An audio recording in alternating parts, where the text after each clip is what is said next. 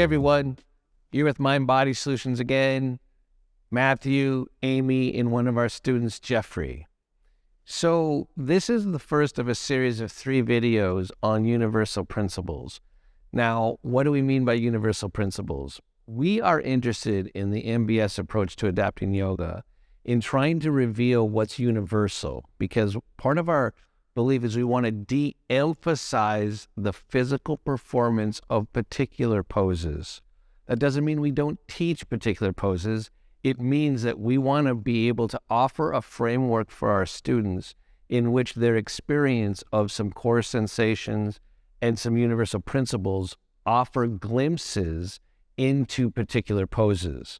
So these next 3 videos are going to be on different universal principles. Now, the way that I think about this is that there are ways and principles upon which asana, yoga poses, actually work. They're very simple. In fact, sometimes so simple you miss them, but they're happening in every pose. And the idea is that if we can see the principles of how yoga poses work, that actually allows access to particular poses. So in this video of universal principles, we're focusing on one pose, Tadasana, mountain pose.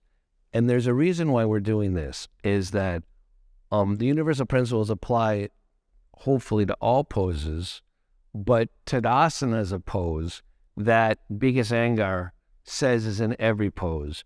So this is one of these things when you're facilitating adaptive yoga experiences that you want to find what we call bridge poses. So if the core actions and sensations in Tadasana are occurring in every pose, that's a bridge for students that can't do full particular poses. If they can do Tadasana as part of a particular pose, then they're getting a glimpse. So one of the universal principles, so Tadasana is a very straightforward pose. It translates mountain pose. And so it's basically, you get really grounded. Think about the bottom of a mountain, right? It's the most grounded thing you're ever going to experience. And then at the very top where the peak cuts against the blue sky. So there's a very earth part of Tadasana and a very sky part of Tadasana. And the idea is that you hit down through the ground. The core of you rises up, right? And you're extending up. You're pointing your fingers down. You're getting a downward even through the fingers. But the idea here, and the chest is lifted, right? The diaphragm isn't popping out too far, but you're getting this movement of energy in multiple directions, which will be one of the core principles. The idea, one of what we think is a core principle that's simpler than multiple directions, is you have to go down in order to go up. A lifted chest is in every pose. You have to go in to go out. So we're going to start talking about these in more detail. One of the ways we're going to help a student go in is feel your feet, feel different parts of your body, which we've already done, but also going to instruct them to soften the inside of their mouth and keep their tongue in the lower palate, because that's one of the ways that pratyahara, more subtle or inward awareness, is maintained in the middle of action, right? So you have down to go up, in to go out, which are both subsets of multiple directions at once. A lifted chest is in every pose. And of course you breathe. So there's also an unchanging part of every asana, especially Tadasana. And this core channel of activation is what Bikas Iyengar is saying is that in every pose. Part of that core action is a rotation of the inner head of the femur bone slightly in, keeping your tailbone coming forward. So this is rolling in as the side armpit chest is staying lifted. You will find that core action is in almost every pose, and the vertical plane of that action is what Tadasana is. So I'm going to move over to Jeffrey here, because, Jeffrey has more problems with balance. So we have a chair in front of him, right? So just take your arms wide for a second. Don't fall over, but I want to show you that it's a little bit off balance. So remember, conditions of safety and balance must be met in order for a pose to fully activate from subtlety into action. So rather than always challenging Jeffrey physically, right, what I want to is help him feel sensation as a balance, the sensation of balance, which is one of our core sensations, before he starts to activate. So I'm going to ask him to feel the space behind him and in front of him.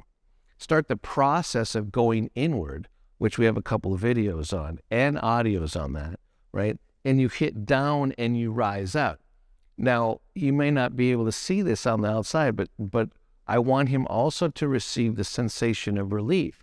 So I'm going to just put my hand on the back of his sternum here and help him feel an opening, right? And this is that softness. Now, I'm going to want him to activate one hand down, spread those fingers down, right? Take a breath, hit down through your heels, stretch out to the top of your head. There you go. And then you're going to switch and do the other, release the other hand. So we're entering variation into the core channel, right? So Jeff, keep this hand on the chair, right? Inhale, take your arm up over your head, that arm straight up over your head, right? Straight up. And now I'm going to want him to, so this is off the framework of Tadasana, the wireframing of Tadasana. Hit down through your heels, extend up through your fingertips, stay on balance, inhale. On an exhalation, bring your hand down. Keep connected to your heels.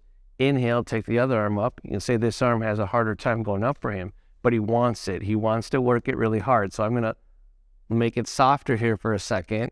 So he gets to, there you go. Good. Right. And he starts to, whoop, sorry about that. Good. And then down. Right. And then, so stand up tall again, be tall like a mountain.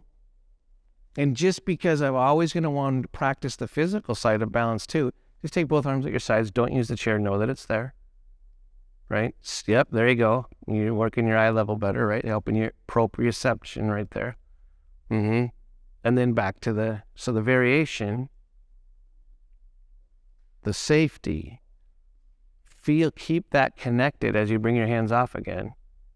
Keep that connection of safety in your pose. Good. And then bring that chair together. So in this demonstration, we have more of the crew with us. We have Maggie and Chris and Amy again. And we're going to go through Tadasana mountain pose and the standing version and the seated version. But I want you to know in this video, we're focusing only on Tadasana. I want to reiterate that we're showing you principles of asana that it's up to you to figure out how they might generalize. In this video, we're going to do seated, we're going to do lying down, and of course, here's the standing version to remind you, right? Like down, up, being aware of this, being balanced in the room around you, lifting the chest, so there's a down, there's an up, there's an inward dimension, an outward dimension, right? And obviously, just bend forward bend forward a little bit, you wouldn't be hinged here, right? So alignment is part of the pose too. So these core principles, what we're going to do is explore mountain pose Tadasana in a seated version, in different seated versions, and a lying down version. Okay, so with Maggie here, we've already started her. There's a core activation that was in Amy's pose of lifting up through the core. Lifting up through the core like that is not as easy to do when you're seated in a wheelchair. And the cushion often is soft too. So what we've done here to help with reference, again, one of our principles that mind enters the body through reference, is that we're giving more reference here. So Maggie's going to be able to activate her core a little bit better. So I'm going to ask her to do something that's impossible. I'm going to ask her to squeeze the block and push your legs into the belt at the same time. Right? And so look how inward she's having to go. I'm actually making her do something that's physically, if you're just physically doing it, it's impossible. But I'm not asking her imagination to do it. I'm asking her to figure out how to keep the pressure on the block and moving here. What I know that into the belt, I know that activates her lower abdomen, correct? You feel that change, right? So I just gave a paradoxical instruction in order to get the mind out of the way and the brain's ability to sense different actions and do it. This is what we mean by body to mind. So as she's doing Tadasana, I'm going to actually put my hand behind her back too, have you sit up a little straighter, lift your chest, right? Are you okay like that? Right, so now I'm going to have her squeeze the block and away from the block. Now stretch your arms, don't straight at your sides a little bit, right? And now I want you to, I'm going to stop supporting her back here, but I'm trying to get her spine forward into her pose while she's pressing down through her heels, while she's extending down from the inner groin to the inner heel. Don't press so hard because you're going into my hand. Do you feel that? You don't want to press down in a way that makes you fall backward off your balance point, right? And so now you're lifting under the collarbones, stretching out to the top of your head, hitting down through your sitting bones, stretching down through your hands. And I'm telling you, it may not look like it, but Maggie's engaged in a full yoga pose, right? Is that hard to do? Physically too? Yeah, she smiles. One thing great about Maggie is she smiles at me and laughs, but basically I know that means a lot of different things.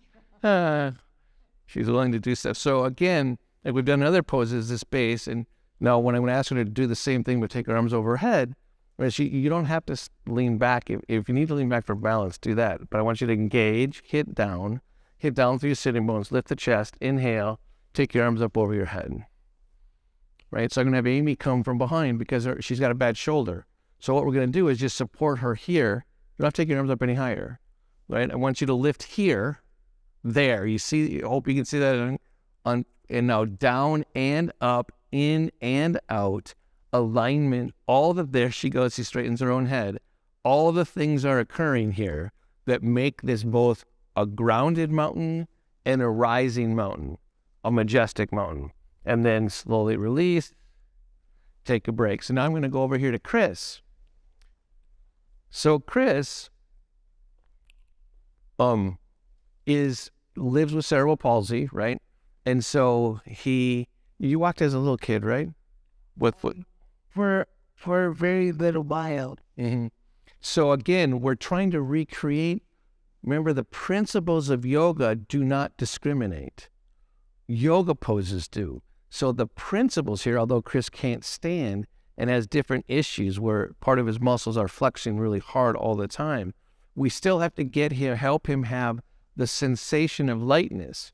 Now remember, one of the principles that we operate with is alignment is an effortless form of mind-body integration. And we have this other thing like inner awareness, the use of balance actually opens to the subtle part of the mind-body relationship. So I'm going to ask Chris to straighten his head just a little bit and feel the space and keep the space between the shoulders and his ears active. And then go back to the other spot. Go back to where you go. So now what we want, remember one of the things we do to teach asana from inside to out is we want Chris is really strong and really willful, right? But we want the lighter part of his action to be what helps him find his legs. So again, we're going to have him feel this, straighten this out. Feel it, maybe you can see it. I can feel it. His chest starts to rise. I start to do it with them. But I want him to use this awareness to start to feel where this leg is. Right? Because and then drop your head back and everything drops again and gets heavier again. When you straighten your head like that, you feel lighter, right? Yeah. But through the course of his everyday life, tipping his head and having that relationship and stability in relationship to balance is more important than keeping him straight all the time. So it's not like he should go through life like this. He just needs to practice this more during the day, right? And then release. So I'm going to go around behind him, because I can tell, because of the way he's seated, he's having harder time connecting awareness into this hip, right? So now straighten your own head. I'm going to push and put reference on his hip right here. I got to get myself positioned right. I'm going to push on his hip here because I'm trying to create a sensation of effortless mind-body integration. Now tip your head back this way. Like, look straight ahead. Lift under the collarbones. There you go. He starts to like come from inside to out here. Now watch when I drop my hand here. He's holding it. Now let your head go back the other way. Over to the side. Everything drops again. The mountain part, the majestic part of Tadasana, the grounded part of Tadasana is in his pose. The majestic part of Tadasana is harder for him to get in his pose. So we're going to do it again. Straighten your head. I'm going to push on this. lifting the collarbones. So now just inhale and take your arms wide, right? So now he gets to put it into action. Tadasana is being the core sensation in action, right? And now I'm going to drop, and it's going to get harder again, right? Does that get harder to do? Right? So by helping him feel grounding that he can't create himself, he gets to expand his arms more. There it goes. There starts the process of yoga, and then release. So I'm going to have Amy come up here for a second. We'll go in front. And so, again, awareness for, because he can't move his legs much, awareness here is kind of tough. The bottom part of Tadasana, so he's got a lot of sensation, grounded sensation down, but he doesn't, the grounding also needs to happen up. So I'm going to have Amy push on his shins. I'm going to straighten your head. I'm going to put my hand behind your back, right? And have you get, now Amy's going to release your legs again. Remember, I'm taking it away. So remember, the mind works better, or realizes more when it loses stuff. Now push on the, right? And now lift, and now keep your chin down. That's his version of Tadasana from inside to out. So now look straight ahead, lift your chin a little bit. Take a picture of it, Chris, right? And we're going to go away. Amy's going to release and go off to the side. And now you've got to do Tadasana on your own. There you go.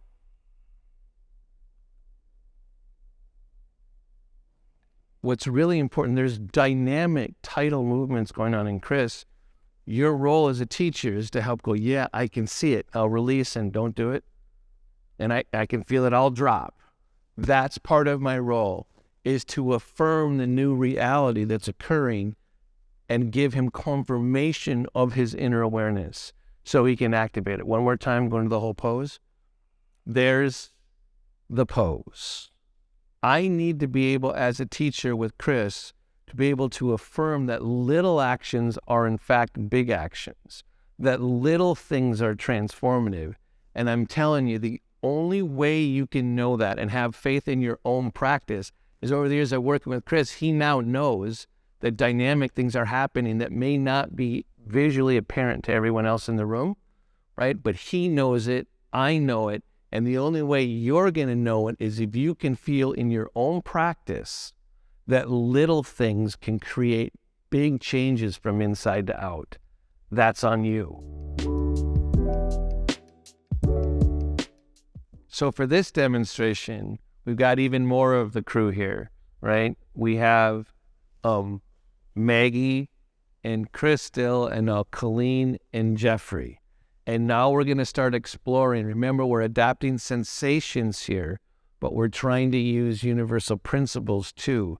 And so here you're going to start seeing some adjustments and reference points that come as we're trying to explore it here. So Maggie's going to be doing it, Chris is going to be doing it, and now we're going to now change in a seated position. Amy, we just stand up for a second. So obviously, in a standing position, you only have one plane. In a seated position, you've got a hinge at the hips and a hinge at the knee, right? In a lying down position, you're seated again, but you have way more surface area. So you can have a seat back down, Amy. So way more surface area. Now, the problem with lying flat is that it's kind of hard sometimes to get your students not to fall asleep here or feel like they're in a spa, right? And so you need to activate the back body presence as conditions of safety, but as the beginning of action, right? So in order to get, and we'll scoot over just a little bit, in order to get Colleen here to actually, I want her to stretch out through her heels and extend out to the top of her head. And now I'm going to tell her to do it more on the back side of her body. Why? Practice it, you'll see. If you're lying flat and you try to do things from the front side of your body, you'll engage too much will and grip the neck. So I want her to feel from the sitting bone out through the heel on both legs, right? And now I want her to pick a point right in her solar plexus, right in the middle of her torso. And I'm going to want her from that point on the back body, go out through her heels. Come on, let me see your feet work. Let me see your feet work. There you go, right? Go down that way and up to the top of her head. What I'm trying to create, though, is a point in the center that's moving in multiple directions at once. I want her working here. Good, and then release. So this time what we're going to do is try to recreate the floor. So Bethany, you're going to put your feet into her feet, right? And so we're creating the sensation of reference on the floor. Wait a second before you're all the way in there, right? So now I want release the feet. So like don't have your feet on her. So I'm going to have you activate and then receive the addition of her pressing on your feet.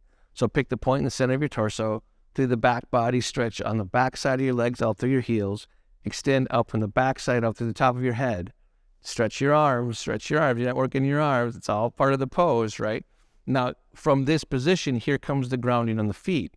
So learn how to use that. So now you've got the relief that comes from that, correct? You feel that now, but I want you now extend down through Bethany's feet, because your mind now has more reference to where your feet are. You can actually activate. So you're rising up as you're hitting down. Now inhale and take your arms up over your head.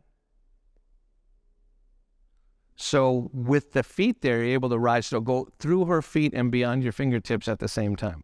I am making Colleen work right now, right? And then release and bring your arms back down to your sides. So now you got to remember the sensation on your feet, right? Remember that sensation. And Bethany's going to go on the side here where I am, right? And Amy's going to do this too. So Amy, like just put feet reference into his feet for a second quick. So again, we're trying to create the imprint. Remember, we're adapting sensations. So we're creating the imprint of the floor. He's got condition. Remember, for Jeff, especially when he stands, he has balance issues. Balance is solved here. Activation, press into her feet, extend out to the top of your head. Same thing Colleen was just doing, right? Pick a point in the midnight. So feel that imprint, Jeffrey, right? And then Amy's going to release. And we're going to do an adjustment here. So Amy, why don't you come here? And Bethany, you're going to do it on Colleen at the same time. So it turns out that if you know your own poses at home, right, which is what we want you to know, is that it turns out that there's a release to the spine when there's reference put across the femur bones, and there's a downward action of the femur bones. So they're going to take both the side of their arm, find the point on the femur bones, and put downward force. Now take that. That feels good at first right now, and use it, Colleen. Jeffrey, use that downward action to extend more out through your feet, and out to use your back body, the reference of the back body, and the reference of the downward grounding energy on the femur bones to release energy both directions from that point of reference. Good, and then release. Come on back up. And so again, we're trying to create the sensations of Tadasana, of mountain pose. So now on this next one, each of you, you're going to use to get the face in different ways. One forearm on the femur bones and touch lightly on the rib cage.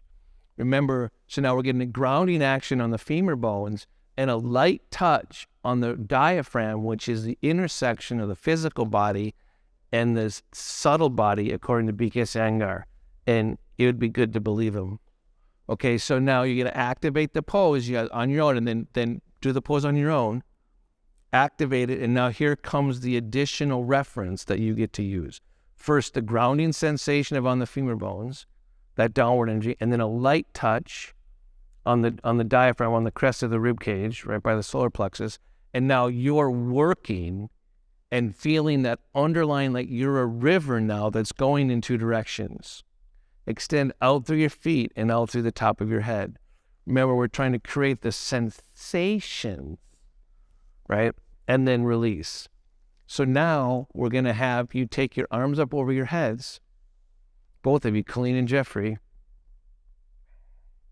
right? And so I'm actually going to let him grab me here so he doesn't have to hang in the air here. Okay, so now do the same adjustment, right? So now with their arms, so this activates and tenses the diaphragm. So now we're going to help this be realized in action. Now you can use a sandbag here. You could use a bolster on the thighs. It wouldn't have to be human touch. And remember what we're there, Jeffrey, really good. Like as I just felt him change into my body, right? So what we're trying to get here is that this core channel, now the down to go up is actually horizontal. The down isn't just a down into the floor, it's a down from head to toe and from toe to head, right? So there's multiple directions going on here. There's an emphasis on alignment. There's an emphasis on the bones, and then release. Now, of course, you want the students to do it on their own. Arms at your sides, do your final Tadasana on your own. Use everything that just happened.